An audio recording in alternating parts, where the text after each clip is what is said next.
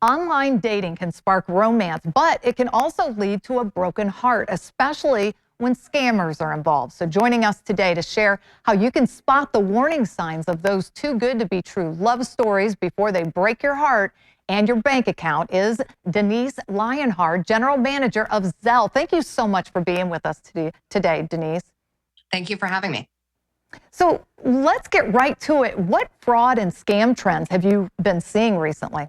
So as Americans spend more and more time online, whether that be dating apps or social media platforms, we find that scammers are following us there. So for example, think about your romance scam. Somebody may reach out on a dating app and then may start to contact you through texts and emails, sending you pictures that are too good to be true. And then they might reach out and ask you for money. If you haven't met that person in real life, it's not true love. It's definitely a scam. So what tips can you offer our viewers on how to stay safe from these scammers?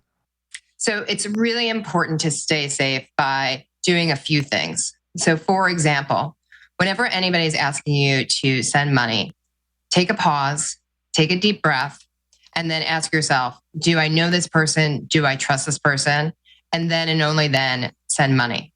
The other thing is listen to your gut. If something is off, definitely ask more questions. You also feel free to either hang up the phone or stop texting and go talk to people that you trust, like your family and your friends, and describe to them the situation. You don't need to be in this alone.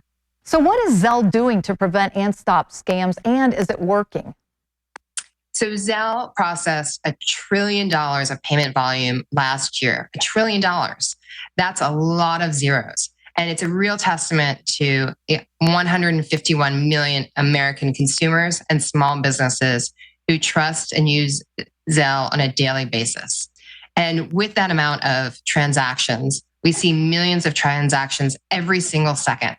So we have very sophisticated models and technology running in the background in order to identify bad actors. But what's really important to note is that the fraud and scams happen way before the payment. They happen at that moment of connection, whether that be on social media platforms or through a spoofed phone call. So it's really important for Americans to stay vigilant in order to be safe.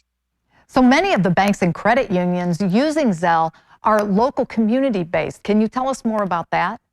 So Zelle is a network of 2,200 banks, which includes large banks, community banks, as well as credit unions. And out of that 2,200, 95% are small community banks and credit unions.